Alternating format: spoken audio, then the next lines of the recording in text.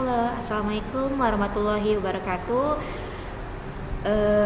Perkenankan pada kesempatan kali ini saya ingin sedikit bercerita mengenai pemecahan masalah siswa dalam pembelajaran.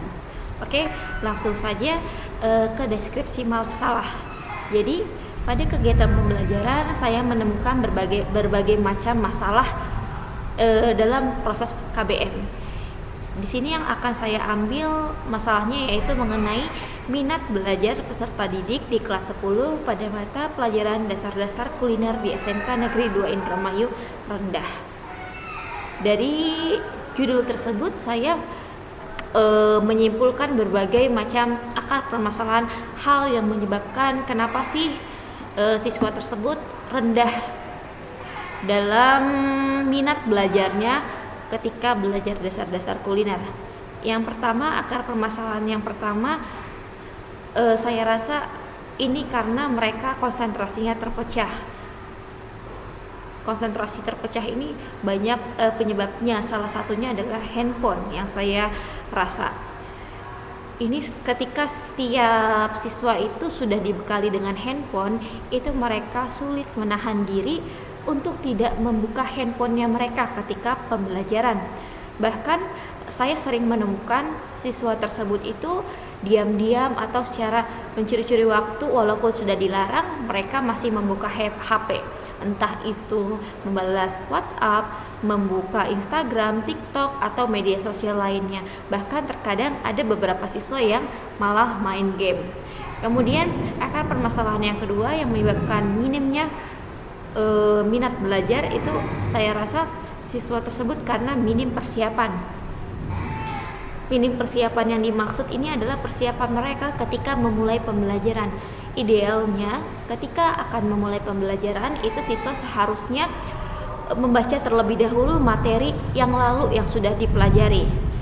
Ini yang saya temukan bahkan ketika saya akan mereview pembelajaran di minggu lalu, ketika akan memulai pembelajaran itu siswa bahkan masih belum siap atau kadang pertanyaan yang sudah saya jelaskan di minggu lalu mereka tidak tahu jawabannya, hanya sedikit saja anak-anak yang bisa menjawab pertanyaan saya. Kemudian bahkan si siswa tersebut terkadang mata pelajaran di hari itu, misalnya saya pelajaran dasar-dasar kuliner, dia tidak membawa bukunya dengan alasan lupa, ketinggalan dan lain sebagainya. Kemudian akar permasalahan yang ketiga ini adalah siswa terlambat masuk kelas. Ketika akan belajar itu kan sudah diplot-plotkan, misalnya mata pelajaran dasar kuliner dimulai jam 8.30 atau jam 9.15. Nah, ketika waktu tersebut apalagi ketika sudah jamnya setelah jam istirahat, itu siswa banyak yang masih belum masuk kelas. Masih banyak yang dengan alasan masih jajan, masih makan dan lain sebagainya. Bahkan itu sangat mengganggu sekali. Jadi waktu pembelajarannya selama 90 menit itu terkadang untuk 20 menit itu untuk menunggu siswanya. Nah, dari akar permasalahan tersebut saya membuat alternatif solusi yang dapat ditawarkan. Yang pertama yaitu kita akan membuat kesepakatan kelas atau kontrak belajar. Jadi ini saya serahkan kepada siswa, silahkan nanti membuat kesepakatan belajar. Gimana caranya, apa-apa aja yang siswa tersebut disepakati bersama sehingga semuanya merasa nyaman.